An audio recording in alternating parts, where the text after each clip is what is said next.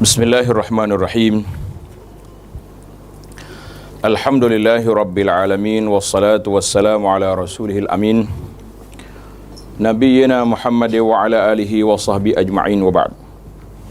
Kita masih lagi dalam pengajian kita kepada kitab Mukhtasar Minhajul Qasidin, Kitabus Sabri Wasyukri, kitab tentang sabar dan syukur.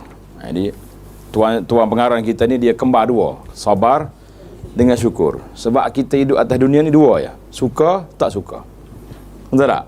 Waktu kita suka kita kena syukur, waktu tak suka kena sabar. Jadi yang ketiga, dua tu ada. Yang ketiganya ada juga manusia yang tak sabar tak syukur. Ada ke tak ada? Manusia apa lagi tu? Tak sabar tak syukur. Kita nak kata apa? Kategori mana? Sukara. Faslun fi bayan ijtima'is sabri wasyukri ala wajhin wahid. Fasal pada menyatakan berhimpunnya sifat sabar dan syukur dalam satu perkara.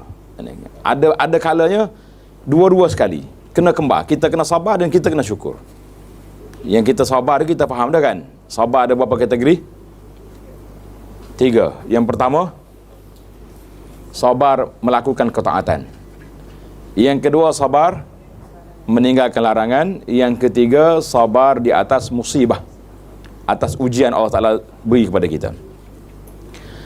Jadi hari ini kita belajar dua-dua sekali. Satu benda ada sabar ada syukur. Macam mana dia nak campur?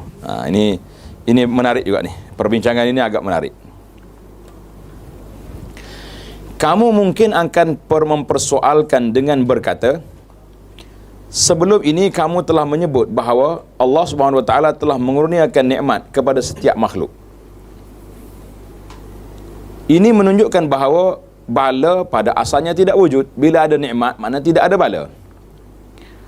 Jika begitu, apa artinya kesabaran? Nak sabar buat apa lagi? Kita tidak ada bala. Ini dia panggil muqaddimah dia ni, soalan dia ni supaya kita berfikir.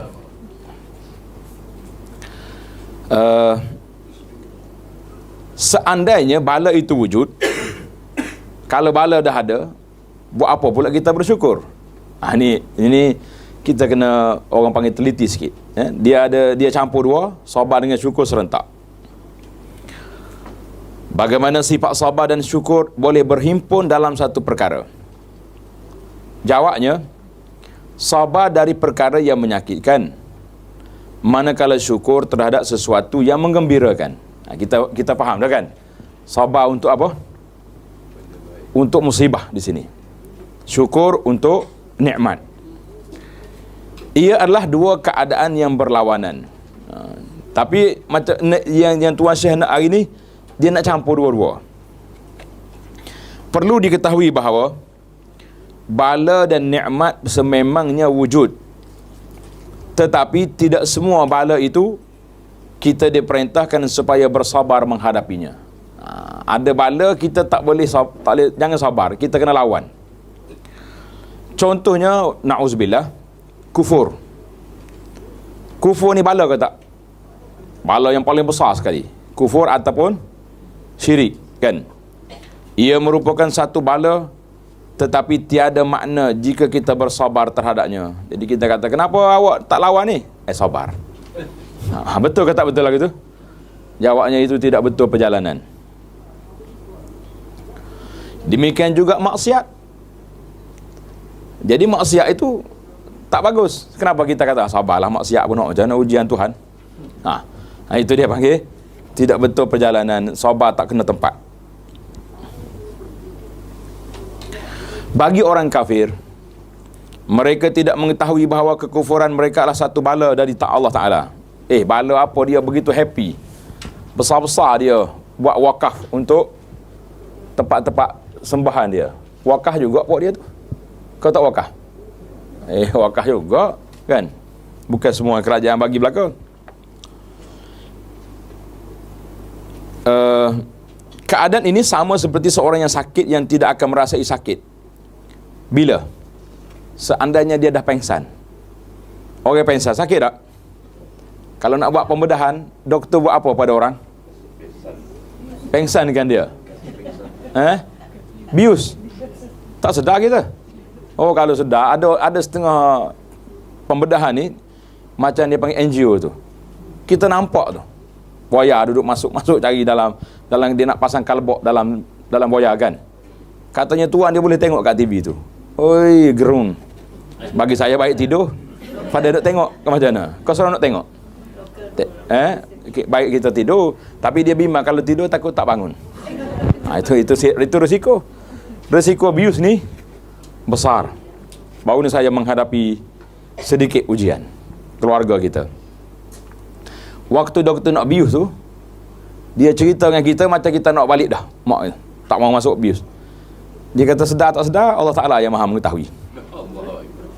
Agak-agak macam mana? Baik buat balik. Sekarang ni hidup lagi. Itu dia panggil risiko. Cuma dia kata biasa-biasanya sedarlah. Tapi bagi tahu tu nak suruh bersedia. Ayat tu bahaya tu. Patut tak payah cakap lah kata. Ajar mengucap senyap-senyap. Orang yang berbuat maksiat, na'udzubillah, hendaklah mengetahui maksiat yang dilakukannya dan dia hendaklah meninggalkan maksiat yang tersebut. Tapi kalau dia dalam keadaan tak sedar, dia tak tahu dia termaksiat, susah tak susah. Kerana itu para ulama mengatakan di antara perkara yang sukar bagi kita apabila seorang itu terjebak dengan bid'ah. Tahu bid'ah? Benda-benda yang tidak baik dalam mereka-reka ibadat yang tidak dianjurkan. Sebab dia ingat dia beribadat. Orang yang betul-betul mungkar maksiat, dia tahu awak duduk sini buat apa. Dia tak akan cakap dia duduk berjudi ke, duduk minum arak ke, kan, duduk buat benda tak baik. Tapi kalau orang yang reka dia sebab dia tak sedar dia tu dalam keadaan salah, maka sukar untuk dia untuk undur ke belakang. Manusia tidak diperintahkan bersabar terhadap setiap bala yang mampu ditolaknya. Ini kita ingat, kita kena sedar hari ini. Manusia tidak diperintahkan bersabar terhadap setiap bala yang mampu ditolaknya. Kita boleh ikhtiarkan untuk menolak benda ni, maka jangan kata sabarlah. Contohnya, jika dia dahaga tetapi tidak mahu minum hingga sakit. Ada ke tak ada orang dahaga tak mahu minum? Ada ke tak? Ada. Orang bakhil. Dia nak minum air dekat airport, pergi tengok air sebotol ni 10 rial, biar aku tak minum tak apa. Subhanallah, sayangnya ke duit dia tak sayang dia punya itu kesihatan. Duduk negeri panas. Bahaya, orang bakhil ni lebih teruk lagi ni.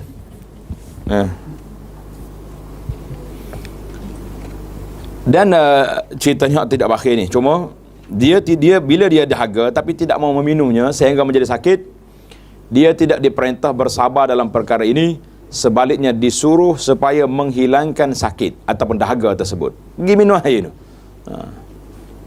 Sabar berlaku terhadap sesuatu bala yang tidak mampu ditangani oleh manusia. Kita sedarlah. Maknanya kalau bala yang mari kita tak mampu nak mengelak, tak mampu nak menjauhkan diri, itu baru kita kata kita sabar. Usaha dulu, selamatkan diri. Oleh sebab itu, sabar bukanlah kepada perkara yang dianggap bala secara mutlak, kerana mungkin juga ia satu nikmat dari sudut yang lain. Jadi payah kita atas dunia ni, kita nak kata semua yang jahat tu jahat semata-mata tanpa ada hikmat di sebalik. Ulama-ulama usul yang mencari hikmah ni, kadang-kadang dia duk fikir kejadian syaitan itu baik ke tak baik, ada positif ke tidak. Bagi kita ni, ada syaitan ni lah yang menyusahkan kita. Kalau syaitan tak ada, kita hari ni jadi wali belaka. Betul tak? Tapi oleh kerana ada syaitan, maka disitulah timbulnya penapisan. Allah nak tengok mana yang baik dan mana yang tidak baik. Jadi ada hikmah. Kalau tak ada syaitan, semua orang baik belaka. Macam mana kita nak nilai? Sukar.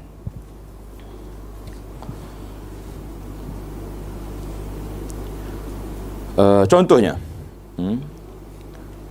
kerana mungkin juga ia suatu nikmat dari sudut yang lain. Dalam keadaan inilah fungsi sabar dan bersyukur boleh berhimpun dalam satu masa. Kita nak jelas ni. Bila kesabar dan syukur boleh berhimpun dalam satu masa? Contohnya, nikmat kekayaan yang dimiliki oleh seseorang, mungkin pada masa-masa tertentu dia akan membinasakan dirinya, kerana harta tersebut boleh menyebabkan dia dibunuh. Orang kaya ni, ramai tak ramai orang minat ke dia?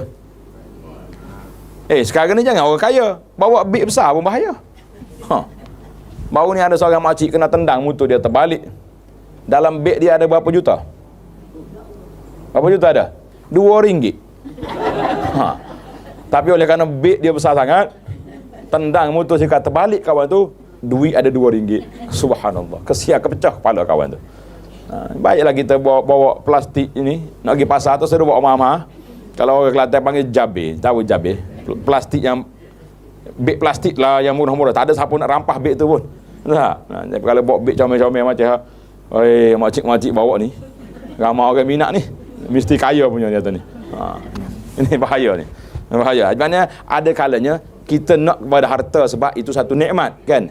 Tapi ada kalanya harta tu jadi bala kepada kita. Benar? Menarik ni. Harta, kerana harta tersebut boleh menyebabkan dia dibunuh, dia dipukul, dia dirompak dan sebagainya. Demikian juga nikmat kesihatan.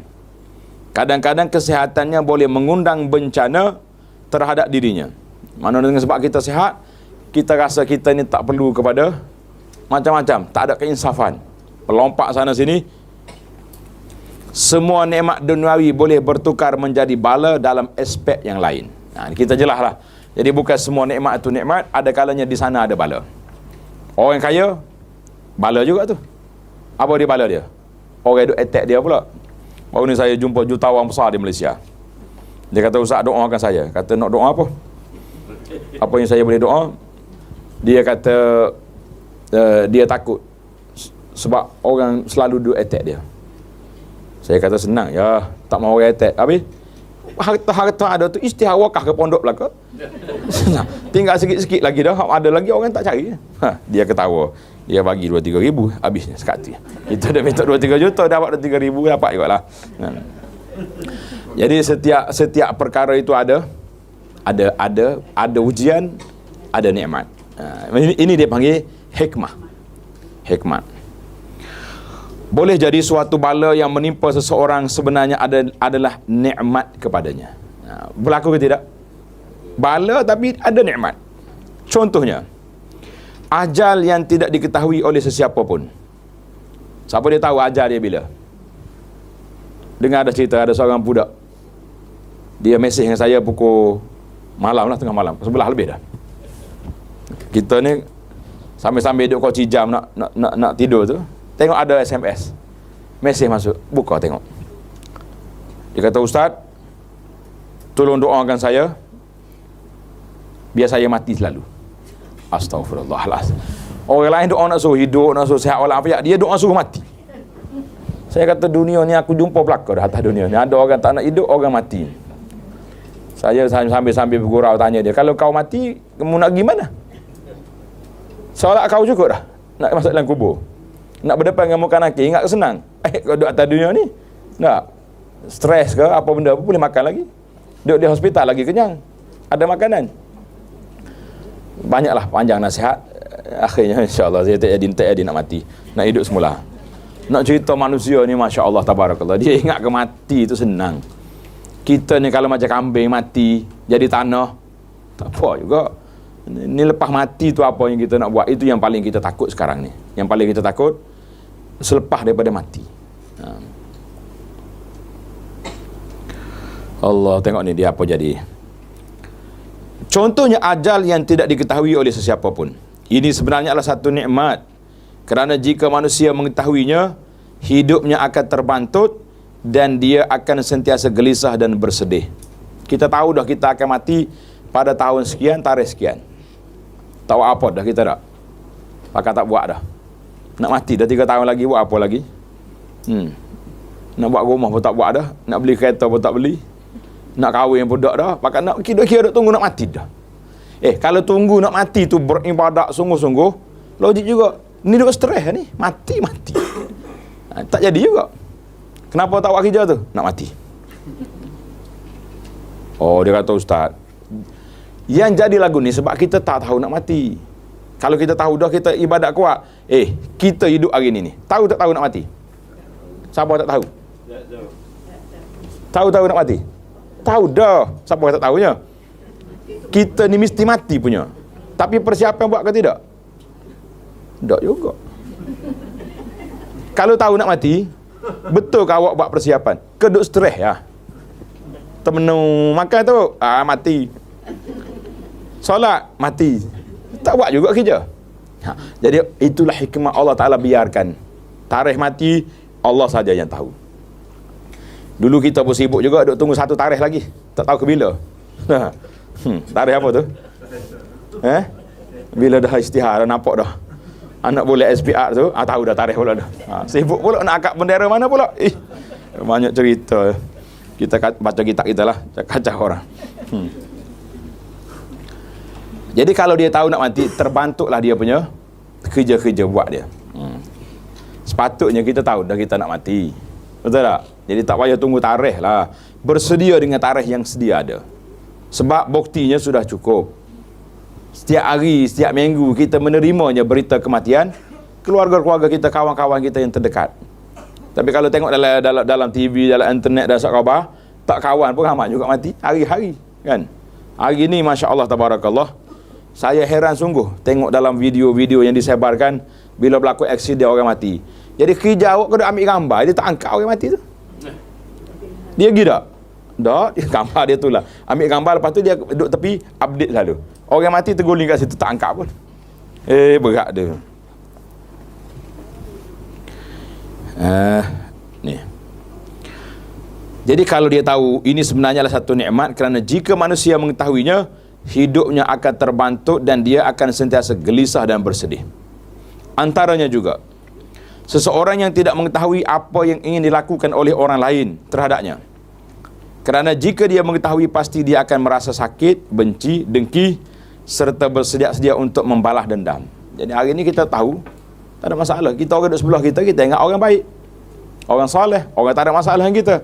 Tapi rupanya dia duduk dengan sebelah kita tu bukan duduk nak baik, tapi duduk cari masalah kepada kita.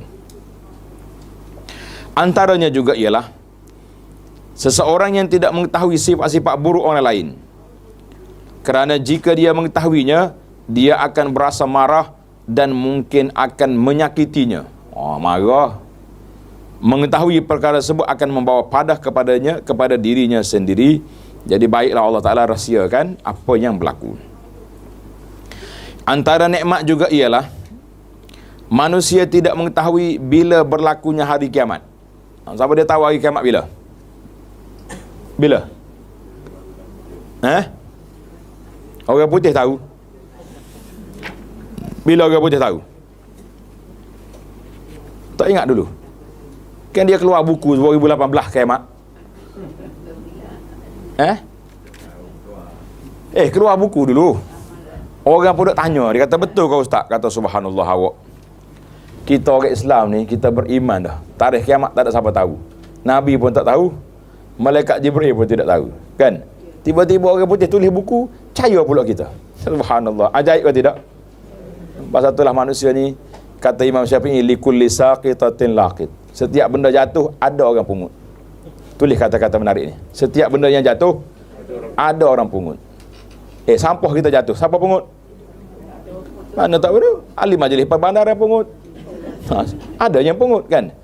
Apa saja yang benda jatuh. Karena itulah penjual ni, dia jual apa saja pun mesti ada orang beli. Pembawa ajaran sesat, ada tak orang ikut? Patutnya tahu dah. Yang mengakunya Nabi Melayu tu keluar dalam TV dulu, kan? Ramai pengikut dia. Pergi mahkamah tu, tersengih-sengih suka. Dia kata Nabi kau belum jamin kau masuk syurga, Nabi aku dah jamin. Kata Masya Allah. Kita pun nasib baiklah kita jauh. Duduk dekat TV pun rasa nak tendang TV. Nak tengok ramanya hak pelik tu boleh terima benda lagu tu. Setiap benda jatuh ada orang pungut. Itu istilah yang cukup, kata-kata yang cukup menarik. Allahu Akbar. Jadi antara nikmatnya juga iaitulah Allah Ta'ala rahsiakan malam Lailatul Qadar. Tahu malam Lailatul Qadar bila? Tahu dah. Bila? 10 Akhir Ramadan. Dia pergi cari pula. Malam ganjil bila? Akhir kali tak pergi masjid juga ni. Dia duduk cari. Akhir kali tak jumpa juga Lailatul Qadar kepada dia. Sebab terlalu banyak mencari. Nabi kata, carilah di 10 akhir Ramadan. 10 akhir Ramadan duduk itikaf di masjid, insya-Allah kita akan jumpa Lailatul Qadar. Ataupun kita duduk di rumah kita pun kita beribadat pada malam-malam 10 yang terakhir. Dan waktu mustajab doa pada hari Jumaat. Bila? Ada kata lepas asar, ada kata dekat dengan waktu ni di antara mimbar, imam naik mimbar sampai khatib sampai sudah. Ada kata pagi. Jadi duduk cari-cari, akhir kali tak doa belakang. Bahasa apa? Asyik mencari.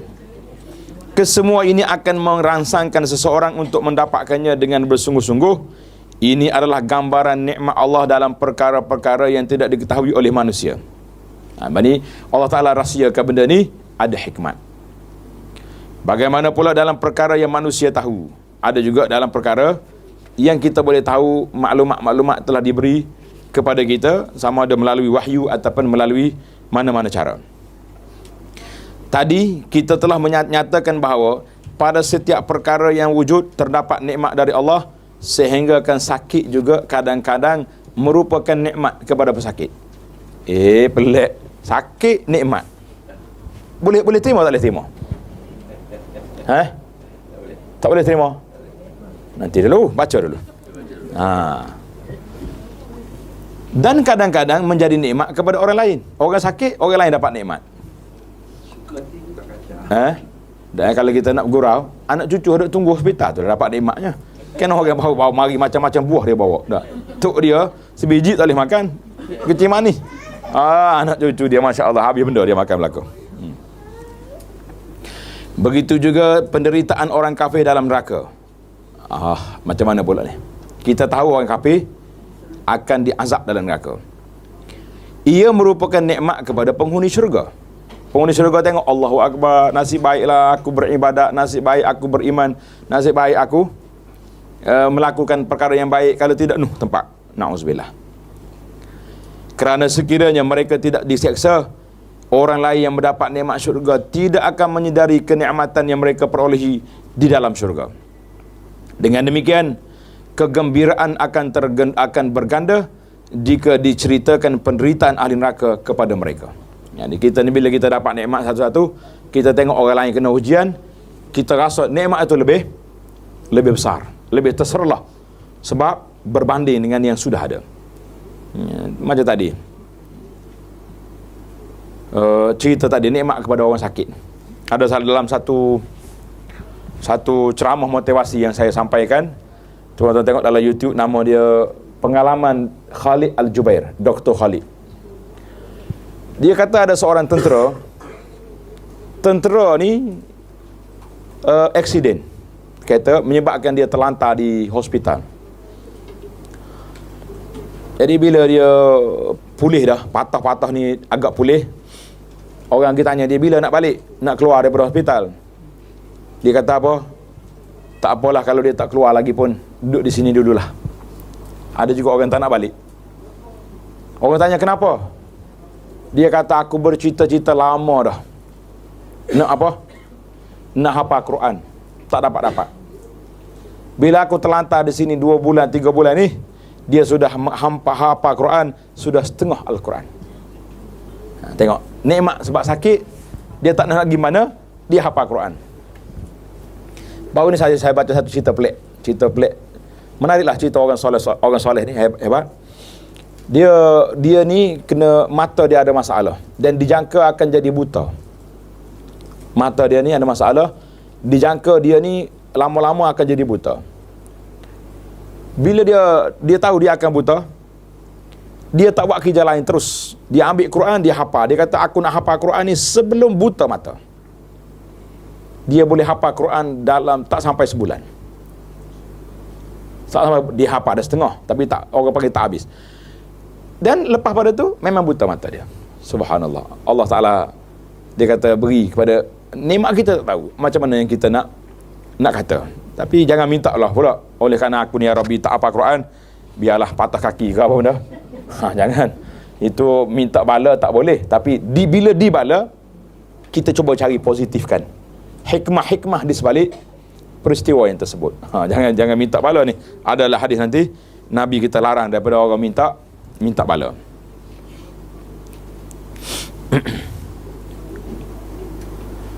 Tidakkah kamu lihat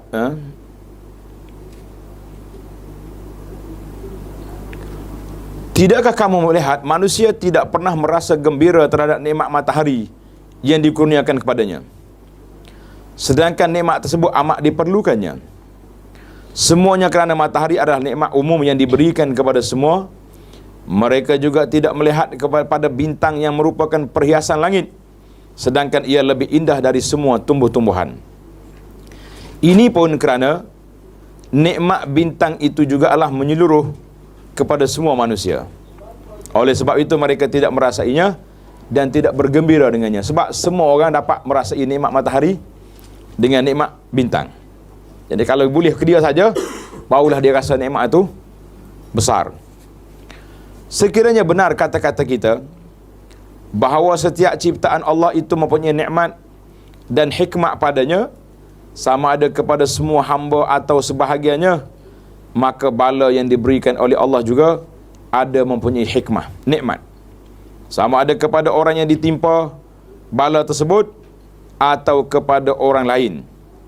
Oleh sebab itu, perasaan syukur dan sabar terhimpun dalam diri seorang hamba dalam semua keadaan yang tidak boleh disifatkan sebagai bala atau nikmat secara mutlak.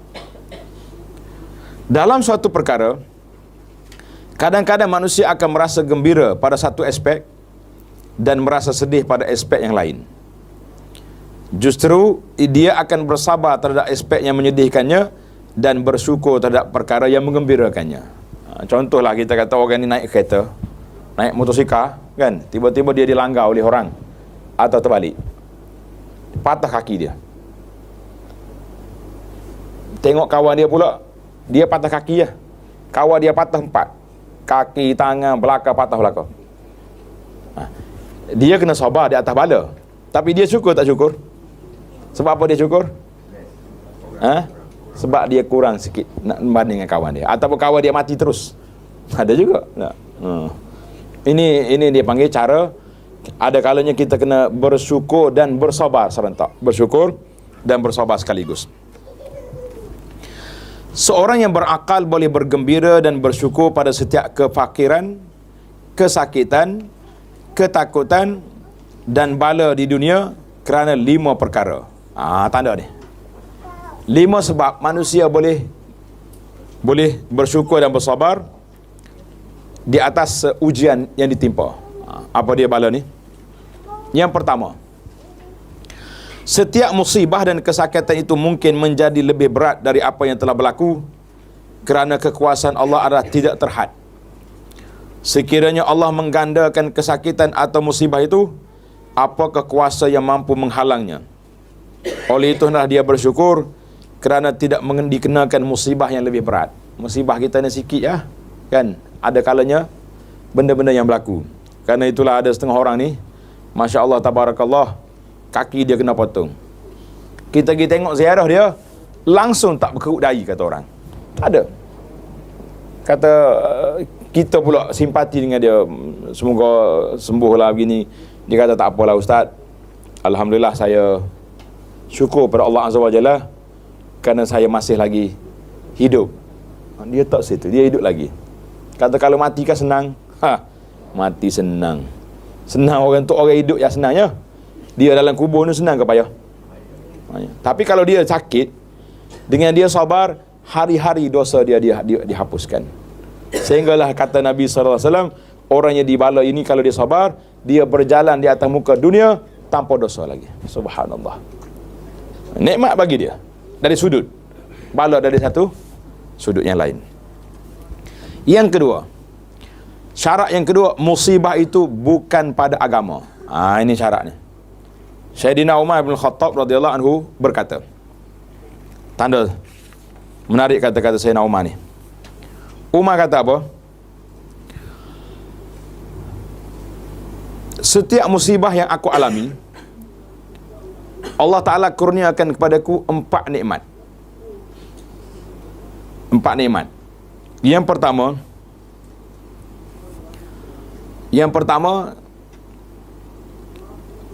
kerana musibah itu bukan pada pegangan agama. Musibah itu pada benda lain, pada harta, kepada anggota, tapi bukan pada agama. Yang kedua, ianya bukan musibah yang lebih besar. Yang ketiga, aku tidak terhalang daripada meredainya.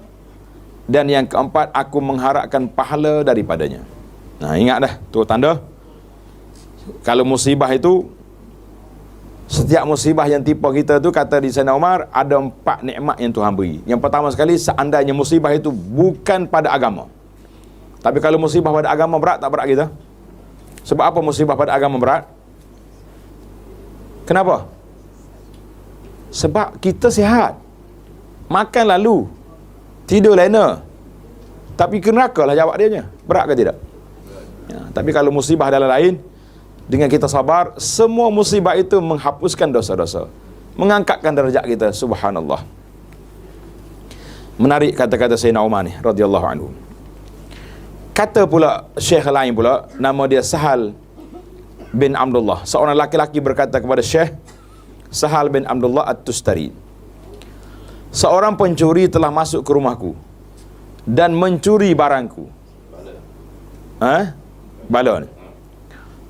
Sahal pun berkata kepadanya, bersyukurlah kepada Allah, kerana kalau syaitan memasuki hati kamu lalu merosakkan iman kamu, ketika itu apa lagi yang kamu boleh lakukan? Nah, jadi oleh kerana barang orang curi itu kecil, barang hak dunia ni boleh beli lain, kan? Tapi kalau syaitan curi iman kamu, siapa yang boleh beli? Nah, sallallahu. Jadi itu dia panggil perbandingan. Orang yang berakhlak memukulmu dengan 100 kali sebatan. Orang yang berhak memukul, maknanya dia ni dijatuhkan hukuman 100 kali. Tiba-tiba dia hanya memukul 10 kali saja. Tak apalah, 10 kali cukuplah, nampak awak macam dah baik tu. Dia sepatutnya bersyukur, kita ucap terima kasih dia, walaupun dia pukul kita. Orang pukul kita, terima kasih tak? Tak terima kasih, tapi oleh kerana dia pukul tak cukup, terima kasihlah, kerana awak dah ringankan saya sikit. Pukul tu bala, terima kasih, syukur. Pasal apa syukur? Kurang sikit. Macam kita kena saman lah. Tak? Orang lari laju di jalan raya ni, berapa saman? 300. Berunding dengan apa ni, dengan pegawai ni, tak apalah, dia kata oleh kerana awak ni tak banyak kali pertama baru bayarlah 150. Kita pun terima kasih tak? Terima kasih apa? Awak kena saman. Macam mana terima kasih? Ini dia punya cara. Jelas molek. Payah juga kita nak terima kasih ni. Tak, dia terima kasih kena saman, pelik. Tapi oleh kerana kurang, terima kasih juga. Yang ketiga, setiap balasan kemungkinan akan ditangguhkan sehingga ke akhirat. Allah. Ada orang yang dia buat maksiat, dia buat benda mungkar, dia buat apa saja, Allah tak bagi kepada dia apa-apa ujian. Adakah tidak? Oh, segar molek dia ni. Ya. Maksiat kuat, solatnya tidak. Tapi kalau tengok dia makan, macam unta makan, lalu semua. Tak ada masalah. Tengok. Ada orang pula yang ditimpa musibah dan dugaan di dunia, dia masih boleh dipujuk dan dihiburkan sehingga musibah yang menimpanya terasa ringan. Jadi ada orang tak sakit, ada orang yang musibah. Manakala balasan di akhirat akan berkekalan, dan seandainya ia tidak berkekalan pun, tidak ada cara untuk mengurangkan kadar kesiksaan tersebut. Bagi orang yang buat apa-apa salah, dia dihukum atas dunia, maka itu lebih baik. Kan dalam hadis bai'ah tu Nabi kata, sekiranya dia ni dihukum atas dunia, maka insya-Allah itu kafarah, penghapus ni dosa dia. Tapi kalau Tuhan tak hukum dia, terserahlah kepada Allah Azza wa Jalla, sama ada Tuhan nak maafkan atau nak seksa. Itu dalam hadis ini. Sesiapa yang telah dipercepatkan balasannya di dunia, tidak akan diazab untuk kali kedua bagi kesalahan yang sama di akhirat. Sesaat atas dunia ni. Itulah maksud hadis Rasulullah sallallahu alaihi wasallam dalam Sahih Muslim inna kullama yusabu bihil muslimu yakunu kaffaratun lahu hatta nukbatu yungkibuha wasyaukatu yushakuha. Sesungguhnya suatu musibah yang menimpa setiap muslim akan menjadi kafarah, penghapus dosa, sama ada bencana yang menimpanya atau duri yang mencucuknya. Kita berjalan-jalan tiba-tiba tersepak duri. Oh, kita nak kata apa ke duri? Nak kata apa ke duri? Terima kasih. Nak kata apa? Setengah orang dia marah duri. Celaka duri ni. Buat apa kau pergi celakakan dia? Yang kau lalu dekat dia buat apa? Luah lagi dunia ni. Nah, bagi orang yang beriman, dia kata astaghfirullahalazim. Kita tahulah duri tercucuk tadi Allah Ta'ala nak hapuskan dosa kita. Barulah kita tenang. Yang keempat, sesungguhnya setiap musibah telah tercatat di Lauh Mahfuz. Allah Ta'ala dah tulis di suratan seorang manusia yang pasti akan menimpa seseorang. Tak boleh kata dah. Apa-apa musibah pun jangan duduk fikir panjang. Kita kata itu ketentuan Allah Azza wa Jalla. Apabila ia menimpa seseorang, bermakna satu musibah telah selesai dan ia tidak akan menimpanya lagi. Mungkin orang ni ditulis dalam hidup dia ni ada 3 musibah. Musibah yang pertama kena dah, salah satu. Duk tunggu 2 lagi musibah. Jadi kita tak tahu musibah berapa, kita sabar belakalah. Jangan duduk mudah-mudah. Inilah nikmat yang dimaksudkan dengan musibah itu.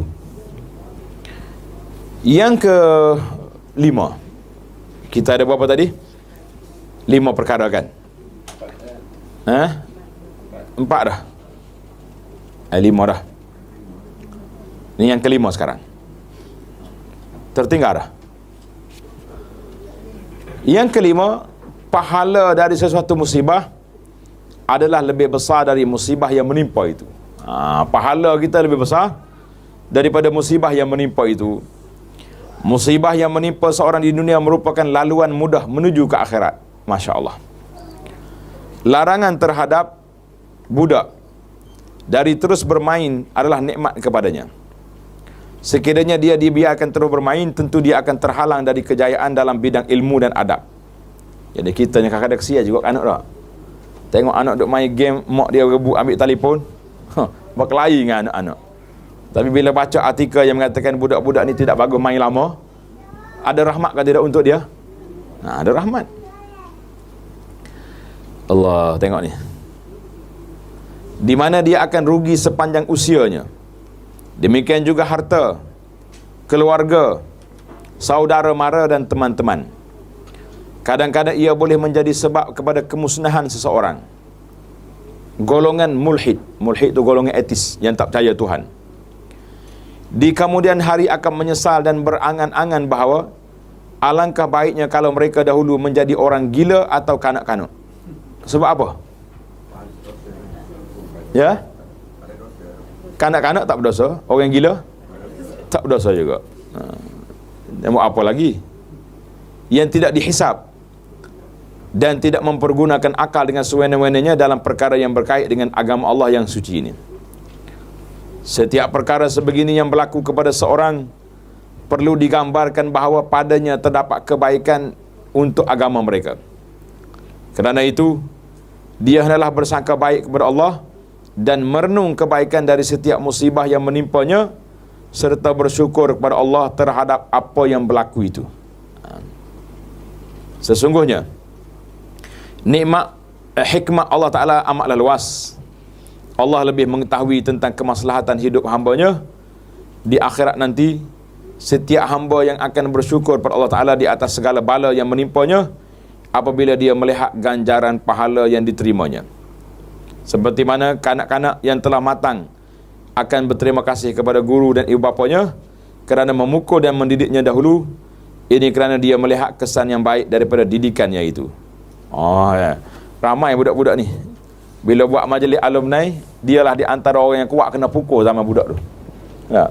Ucap menangis-nangis. Ucap terima kasihlah kepada ustaz sebab pukul saya dulu. Waktu ustaz pukul dia tu, dia berdendam ke tidak dengan ustaz? Aku tua, esok aku sepak ustaz ni. Contohnya tak. Ustaz dah tua masa tu. Tapi bila tua-tua dia mari pula, cium kepala ustaz. Ucap terima kasih sebab dengan pukulan itu saya jadi manusia sekarang. Apa nak kata? Jadi kita tahu.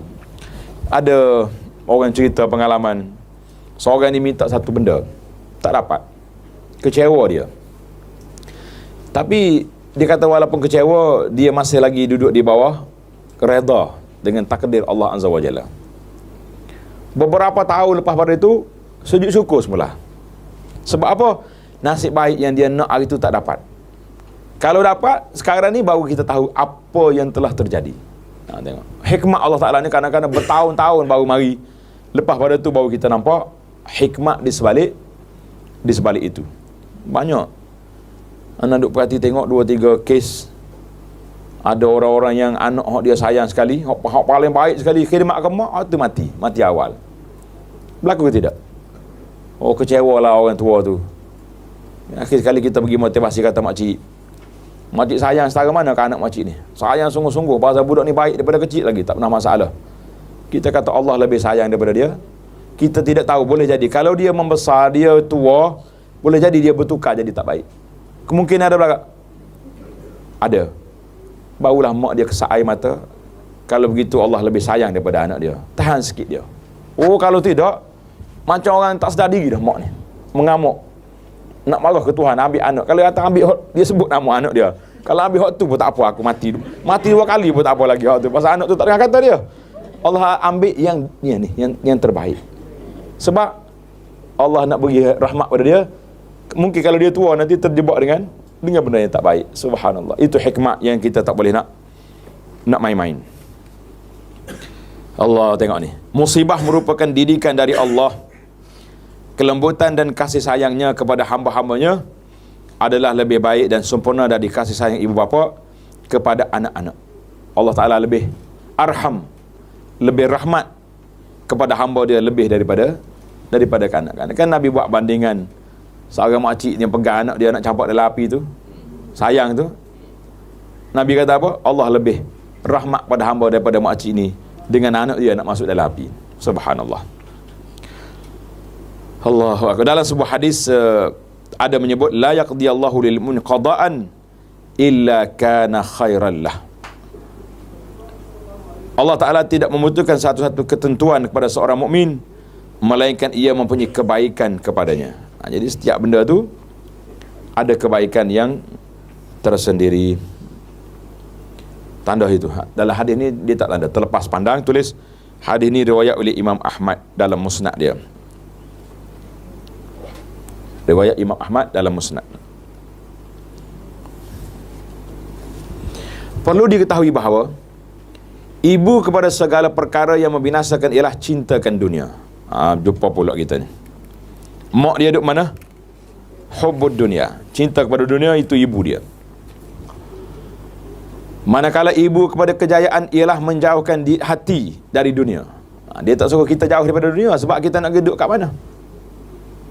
Kalau kita jauh daripada dunia, kita nak duduk di mana? Kubur. Dia 2 hati lepas pada dunia ni, alam kubur, tak ada dah alam lainnya. Tetapi yang kita kena jauhnya hati kita daripada dunia. Berapa kali dah kita buat bandingan perahu di atas air, ada masalah ke tidak?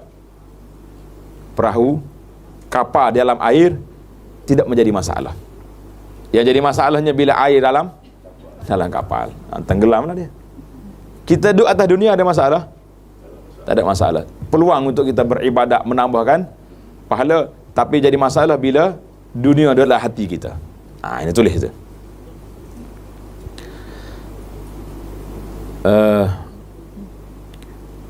Nikmat yang datang mengikut kehendak atau kemahuan hati tanpa diselangi dengan bala dan musibah yang menimpa akan menyebabkan hati merasa tenang dan mesra kepada dunia. Apabila banyak musibah yang menimpa, hati akan merasa terganggu dengan dunia lalu mengurangkan keinginannya kepada dunia. Jadi banyak sangat ni kita kata ni dunia belakang ni kacau kita, maka kita pun tak apa semangat dah. Dengan itu dia akan menganggap dunia sebagai penjara kepadanya. Oleh itu kemuncak harapannya ialah melepaskan diri dari dunia sebagaimana banduan yang ingin melepaskan diri dari penjara. Rasa sedih dan sakit adalah perasaan yang tidak dapat dielakkan. Ia sama seperti rasa sukakan kamu terhadap tukang bekam atau siapa yang berikan ubat yang mujarab secara percuma. Kamu akan merasa sakit, tapi dalam masa yang sama kamu juga akan merasa gembira. Bekam zaman kita ini sakit tak sakit? Pernah berbekam? Sakit apa? Macam apa ni, semut gigi tek. Jadi dulu kalau kita nak pergi bekam, tengok pak cik bekam tu, ni pisau, serak, toreh. Hei, tengok takut. Hari ni suka-suka tengok. Dia ada saiz ya dah. Tengok kepada kepakaran juru bekam. Sekarang ni tak payah pakar, memang alat tu sudah ada dah. Dia tolong pecek je. Tengok ni. Oleh itu kamu bersabar terhadap kesakitan dan bersyukur dengan kegembiraan tersebut. Macam orang pergi hospital lah, kena injek tu, sakit tak? Sedap. Ada setengah orang ni 3 kali cari nak ambil darah, tak jumpa. Kan tangan kanan, kan tangan kiri. Setengah macam kata doktor ni, retak doktor ni kan tak? Sakit dia, tak jumpa cari darah. Jadi ada pasal tu lah, kalau nak cari darah, jangan suruh doktor, suruh jururawat yang bahagian darah tu ambil. Dia pakar bahagian tu. Saya pernah sekali, doktor kita kawan, saya ambil sendiri darah ustaz. Kata Sohah, aku tak percaya dengan awak. suruh misi, jururawat pandai lagi. Betul sungguh, dia cari 3 kali masuk tak jumpa. Kata ni kawan ni kan nak bunuh kawan ni. Pergi dekat nurse yang jururawat bahagian darah, dia gini je, masuk boleh tak? Kata aku tak pandai bahagian ni. Mu doktor bagi ubat lain. Ada kepakaran dia masing-masing. Tapi sabarlah kitanya, sebab nak berubat kan. Tengok. Siapa yang mengetahui keadaan ini, dapatlah digambarkan bahawa dia sebenarnya akan bersyukur terhadap bala yang menimpanya. Sesiapa yang tidak beriman bahawa pahala yang terdapat pada suatu musibah adalah lebih besar dari musibah tersebut, dia tidak akan bersyukur terhadap musibah yang menimpanya. Kita kena beri ya. Diriwayatkan bahawa seorang badui memberi takziah kepada Ibnu Abbas yang kematian bapa dia. Orang badui ni bagus. Dia kata, isbir nakum bika sabirina fa innama sabrur ra'iyyati inda sabrir ra's khairum minal Abbasi sabraka ba'dahu wallahu khairum minka lil Abbas. Sabarlah dan kami akan bersabar bersama kamu. Itu bahasa takziah. Tulis. Nanti orang ada kematian, kita atas syair ni takziah. Sesungguhnya kesabaran rakyat bergantung kepada kesabaran pemimpin. Kesabaranmu itu lebih baik dari diri Al-Abbas selepas pemergiannya, dan Allah Ta'ala lebih baik untuk Al-Abbas dari dirimu. Jadi Allah Ta'ala pilih untuk Abbas lebih baik apa yang kita nak. Kita ni kalau boleh tak maulah bagi kan orang-orang yang kita sayang tu mati. Lantas Ibnu Abbas berkata, tiada siapa yang memberi takziah kepadaku lebih baik dari apa yang dia ucapkan itu. Ibnu Abbas puji dia. Baik. Jenis-jenis bala dan balasan bagi orang yang bersabar telah dinyatakan sebelum ini. Kita bincang dah. Seandainya ada yang berkata, dia kata apa? Hadis yang menyebut berkenaan kelebihan sabar menunjukkan bahawa bala yang menimpa di dunia adalah lebih baik dari nikmat. Berdasarkan kepada ini, adakah kita patut meminta bala dari Allah? Jodoh. Bila kita kena bala, berapa banyak pahala dapat? Ikut kategori sabar. Jadi kalau kita kena minta bala lah, baru boleh sabar. Betul ke tidak? Jawabnya, itu merupakan pandangan yang salah. Jangan minta. Dalam hadis yang diriwayatkan oleh Anas radhiyallahu anhu, katanya, dengan hadis ni, menarik cerita ni. Rasulullah sallallahu alaihi wasallam telah menziarahi seorang laki-laki di kalangan muslimin yang sedang sakit. Pakcik ni sakit. Nabi ziarah dia. Keadaannya seperti seekor anak burung yang baru menetas. Anak burung yang baru menetas. Anak ayam cabut bulu. Kecil, kurus. Apa jadi? Lalu Rasulullah bertanya, Nabi tanya dia, hal kunta tad'u bi syai'in au tas'aluhu, saudara, apakah kamu pernah berdoa atau meminta sesuatu dengan Allah? Mu ni ada doa apa dengan Allah? Lelaki itu menjawab, ya, saya telah berdoa, wahai Tuhanku, sekiranya ada hukuman untukku di akhirat nanti, maka segerakanlah ia di dunia ini. Sedap juga dia. Pada di akhirat esok dahsyat, buat mari selalu lah. Macam kita lah tak? Bila kita nak berkelahi dengan siapa-siapa, kita kata apa? Kita boleh kata, kalau saya bersalah, hukumlah saya. Betul tak? Atas dunia ni boleh lah. Sebab kita boleh sembunyi kesalahan kita. Dengan Allah nak sembunyi apa? Bila dengar macam ni, apa Nabi jawab? Nabi kata apa? Subhanallah. Terkejut Rasulullah. Kamu tidak mampu dan tidak terdaya menanggungnya. Kenapa minta? Alangkah baiknya jika kamu berdoa. Doa apa? Rabbana atina fid dunya hasanah wa fil akhirati hasanatan. Itu hadis ni dalam Muslim. Mana Nabi kita yang kata jangan minta bala, kita minta yang baik. Susah apa pun minta baik. Ni kadang-kadang manusia ni tadi macam cerita tadi. Telefon kita tengah malam tu ni mesej, suruh doa dia biar mati dia. Ni bala. Dalam hadis lain, riwayat Anas katanya, seorang lelaki bertanya kepada Nabi sallallahu alaihi wasallam. Ada lagi orang mari tanya Nabi. Dia kata apa? Ya Nabi Allah, apakah doa yang paling afdal? Doa apa? Maka jawab Nabi, salillaha al-afwa wal afiyah fid dunya wal akhirah. Mintalah dari Allah keampunan dan kesejahteraan di dunia dan akhirat. Minta.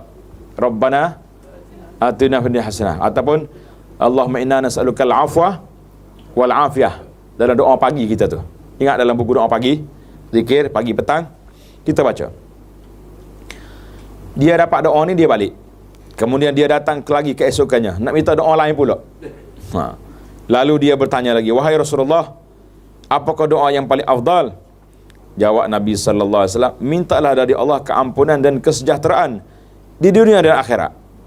2 hari. Kemudian dia datang lagi pada hari ketiga, minta lagi. Nabi sallallahu alaihi wasallam menjawab, mintalah dari Allah keampunan dan kesejahteraan di dunia dan akhirat, sekiranya dia mengurniakan keampunan dan kesejahteraan di dunia, dan di akhirat berarti kamu telah berjaya. Minta apa pelik-peliknya, kan? Jadi kita minta sejahtera dunia akhirat, jangan duk minta bala. Hadis ni riwayat At-Tirmizi. Muhaqqiq dia kata sanadnya dhaif. Sanad dia dhaif. Dalam Sahih Bukhari dan Muslim meriwayatkan bahawa Nabi sallallahu alaihi wasallam bersabda, ta'awwazu billahi min jahdil bala wa darakis syaqa wa su'il qada wa syamatatil a'da. Ta'awwazu billahi min jahdil bala. Mohonlah perlindungan dengan Allah daripada bala yang tidak mampu ditanggung. Mana bala yang besar. Allah, kita kata jangan, kalau nak buat doa jangan baca macam ni. Kita kata Allahumma inna na'udzubika min jahdil bala. Tukar format tu.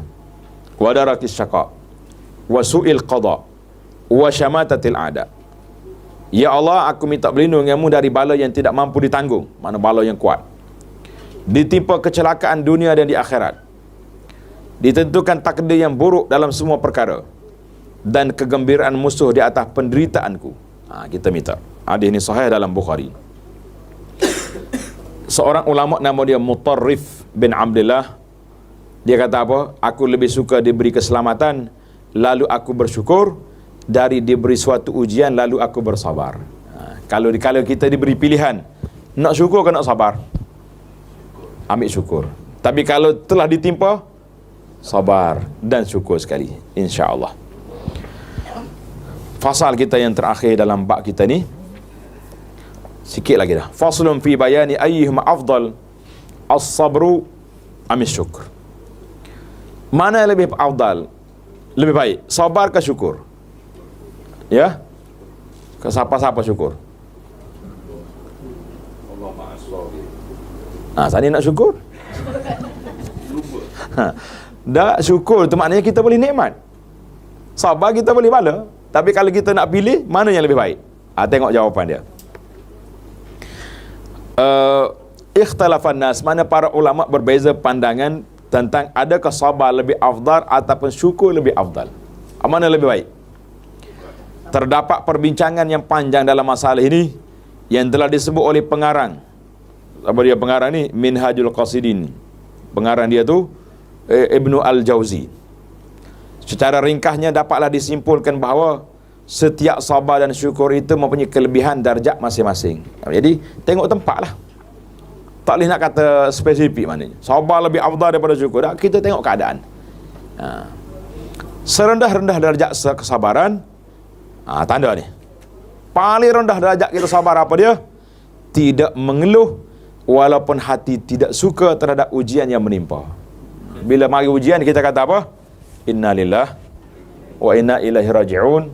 Allahumma ajurni fi musibati wa khlufni khairan minha. Itu je kita kata. Tak usah duduk mengamuk, tepuk kepala, hatuk kepala ke dinding. Buat apa kalau ketuk ni lagi sakit ada? Baik awak urus orang sakit tu. Tak? Menyusahkan kita sendiri.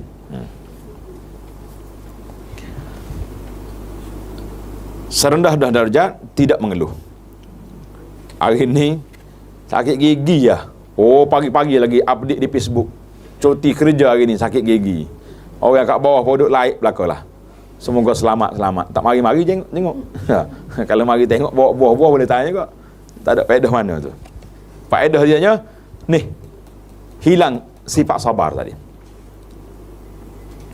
Kemudian yang lebih tinggi sedikit daripada sabar ialah rasa redha.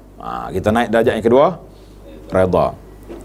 Manakala darjat yang paling tinggi iaitulah yang lebih luas atas daripada makam redha ialah bersyukur dengan musibah yang melanda. Ini bukan darjat kita dah ni.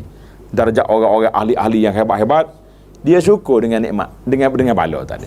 Sebab apa dia syukur? Sebab bala itu telah menghilangkan kedosa-dosa dia, ataupun dia dapat benda lain yang dia dapat. Macam tadi cerita askar tadi. Boleh hafal Quran dengan sebab aksiden. Kalau tak aksiden, tak hafal lagi. Darjat syukur juga banyak. Tanda situ. Darjat syukur banyak. Perasaan segan kerana terlampau banyak nikmat Allah kepadanya adalah syukur. Jadi kita malu ke Tuhan, Masya Allah ya Rabbi, memberi segala benda yang aku nak. Betul tak? Tak tahan kitanya, Tuhan bagi banyak dah nikmat, sekali tak dapat, mengamuk kita. Apa Tuhan tak bagi aku? Masya Allah, tabarakallah. Ada orang ni macam-macam nikmat dia ada tak? Tapi satu benda tak dapat. Marah tak marah? Jangan marah. Menyedari kealpaannya untuk bersyukur juga adalah satu bentuk syukur. Masya Allah, kita sedar aku ni tak banyak bersyukur, terus syukur. Syukur juga nama dia tu. Mengetahui keagungan sifat lemah lembut Allah Ta'ala yang telah menutup keaibannya dari diketahui oleh makhluk lain, dan mengakui bahawa nikmat adalah keruniaan Allah Ta'ala walaupun manusia masih tidak layak menerimanya. Semua itu juga adalah syukur. Kita ni kalau orang tahu rahsia kita belaka, agak-agak ada dah orang nak kawan dengan kita. Pasal itulah saya nasihat awal-awal lagi, mana-mana suami isteri yang bangun pun munajat pada waktu malam, pastikan duduk bilik lain-lain. Nak munajat ni bini suami duduk berdoa, ya Allah, aku dulu gini, bini duduk dengar belakang. Masya Allah, Tok Haji ni alah, nasib baiklah tua dah, kalau tidak bala hapsa kita dah. Jangan buka rahsia kita. Biar kita dengan Allah saja. Isteri pun macam tu juga, jangan duk cerita, nanti suami dengar pula. Patutlah pun. Tak, ada gawe lain dulu dia ni. Jadi masalah. Jadi kita jangan bagi manusia tahu. Rahsia kita dengan Allah.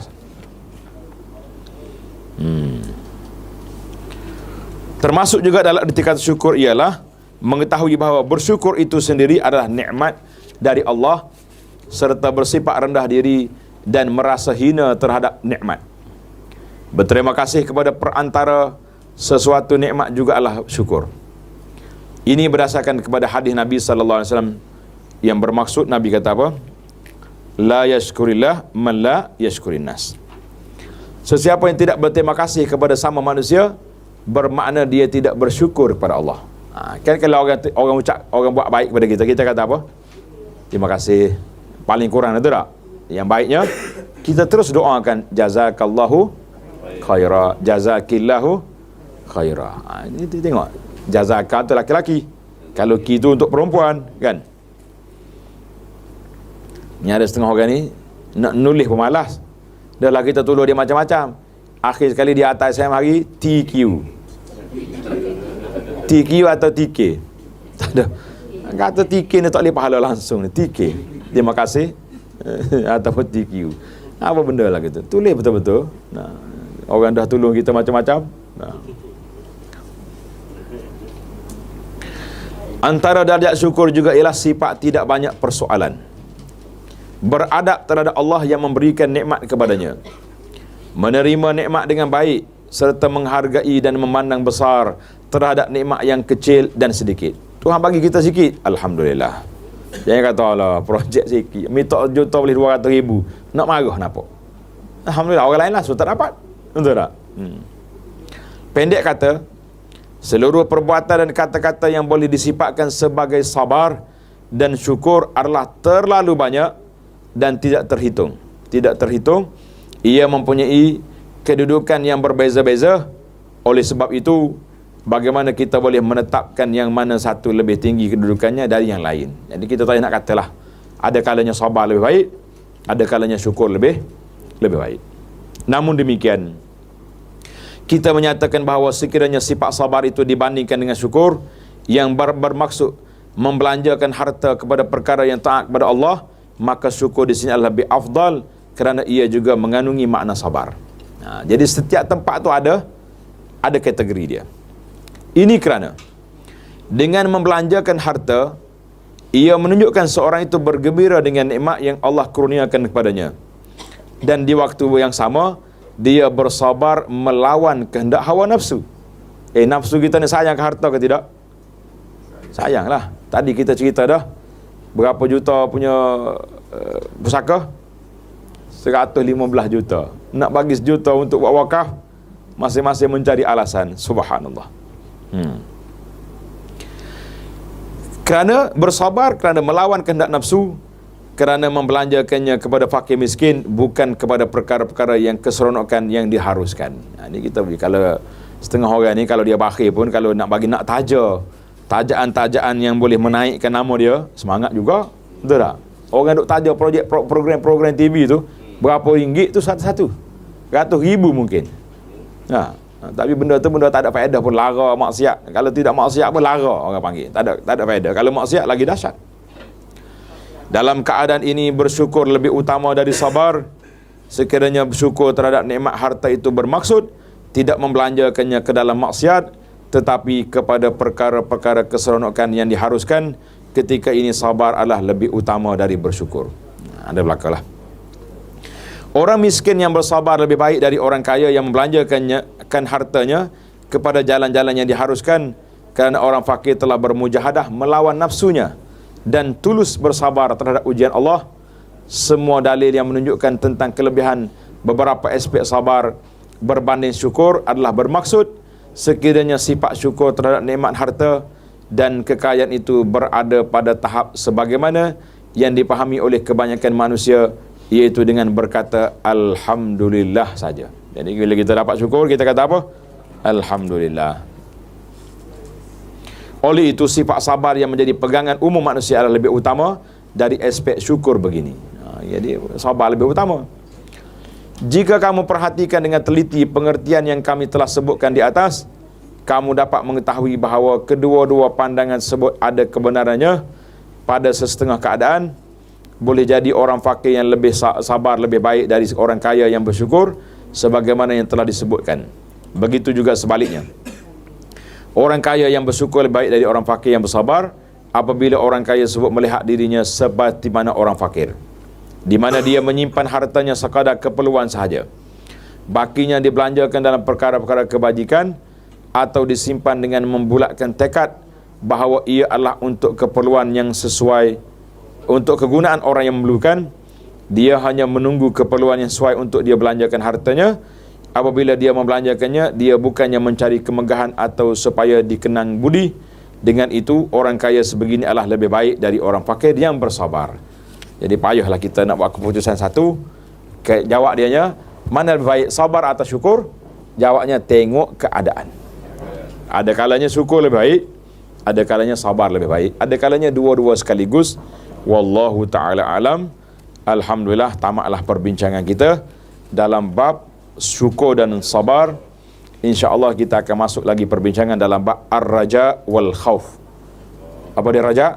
Mengharapkan pahala dan takutkan siksaan Allah Azza wa Jalla di dalam siri kita yang akan datang, insya-Allah. Subhanakallahumma wa bihamdika asyhadu an la ilaha illa anta astaghfiruka wa atubu ilaih.